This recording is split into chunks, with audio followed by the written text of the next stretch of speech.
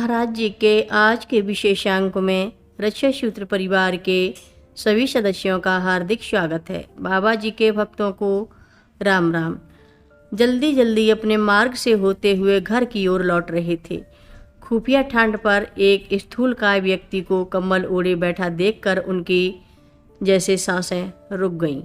वे भयभीत हुए धीरे धीरे आगे बढ़ने लगे तो ठाठ पर बैठे धोती व कम्बलधारी व्यक्ति ने नाम लेकर तिवारी जी को आश्वस्त करते हुए उनके इस मार्ग पर आने का कारण भी बता दिया। तिवारी जी तो उन्हें जानते भी नहीं थे, फिर ये कम्बल वाले व्यक्ति नाम सहित उनके बारे में कैसे जानते थे।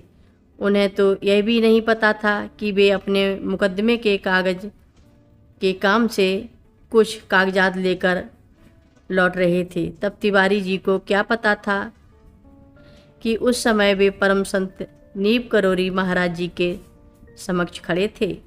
महाराज जी ने आश्वस्त करते हुए कुछ साधारण सी बातें की, फिर आश्वासन दिया कि वे निडर होकर आगे बढ़ें, आगे जाकर एक ट्रक मिल जाएगा। आश्वस्त होकर तिवारी जी ने पूछा, महाराज जी अब फिर दर्शन कब होंगे। बिना सोचे ही महाराज जी ने तत्क्षण उत्तर दिया, 20 साल बाद। मन ही मन इस जवाब को दोहराते हुए तिवारी जी समझ नहीं पाए 20 साल बाद, पर जल्दी के कारण उन्होंने और कोई प्रश्न नहीं किया। वे अपने मार्ग पर आगे बढ़ते गए। उधर महाराज जी भी विपरीत दिशा में आगे बढ़े और फिर पता नहीं कहाँ चले गए। दृष्टि भ्रम था या कुछ और, पता नहीं। वे उतनी जल्दी कहाँ ओझल हो गए पता नहीं चला। इधर तिवारी जी को कुछ दूर आगे बढ़ने पर एक ट्रक मिल गया जिसमें वे आगे की यात्रा करने लगे। श्री महाराज जी के नैनीताल आने का कोई निश्चित समय नहीं था। उनके आगमन पर भक्तों की भीड़ दर्शनों के लिए बरबसी दौड़ी चली आती। तन मन की सुध भूल गई ये भक्त बावलों की तरह महाराज जी के पीछे पीछे घर घर फिरते रहते। श्री महाराज जी की चरण रज ने इस क्षेत्र को इतना पावन कर दिया कि वे जहाँ भी जाते उस घर में श्रद्धा पूर्वक भजन कीर्तन भंडारे की अद्भुत अलख लग जाती। जिस घर में उनका आगमन होता वो घर स्वर्ग हो जाता। आनंद का अलौकिक उत्सव छा जाता। धीरे धीरे श्री महाराज जी के आगमन की सूचना अन्य भक्तों तक पहुँचती तो पहले से ही इनकी लीलाओं और चमत्कारों की कृपा दृष्टि से अनुभूत थे। छोटे से शहर नैनीताल में जो जहाँ एक दूसरे से मिलता उनके बारे में बताते, पूछते हुए उनके दर्शन हेतु पहुँच जाते। भक्ति भाव से ओतप्रोत तथा श्रद्धा विश्वास की सरल भावनाओं से सिंचित ऐसे उद्दार सदृश जन समूह को देखकर श्री महाराज आनंद से भाव विभोर हो जाते। प्रेम व भक्ति व बस अपनी शुद्ध बुद्ध भूले भक्तजन बावले हुए घर घर श्री महाराज जी के साथ प्रेम से डोलते हुए फिरते। अपने होश किसे था।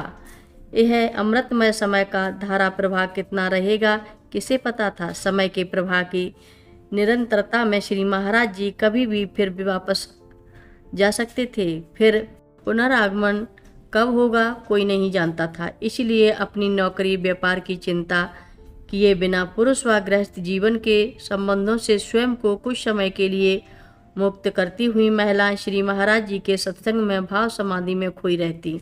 महाराज जी को अविचल अपलक निहारते रहने से जिस अव्यक्त आनंद की अनुभूति होती उसके उल्लास और अंत निरहित आध्यात्मिकता के अवर्णनीय आनंद की अनुभूति में जैसे अंतर्मन ज्योतिर्मय हो उठता।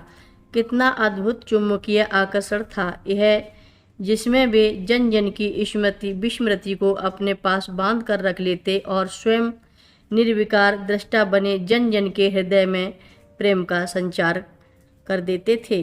और बाबा जी एक चुम्बक भी थे। हर रोज़ महाराज जी की कथाएं सुनने के लिए सभी भक्तों का धन्यवाद। सभी भक्त रक्षा सूत्र चैनल को सब्सक्राइब करें, शेयर करें, लाइक करें, घंटी बजाना ना भूलें। कमेंट बॉक्स में लिख भेजें, जय नीब करोरी बाबा जी महाराज। सभी भक्त मिलकर बोलो, नीब करोरी बाबा जी महाराज की जय जय बोलो, सिद्धि माता की जय जय बोलो, जय श्री राम बोलो।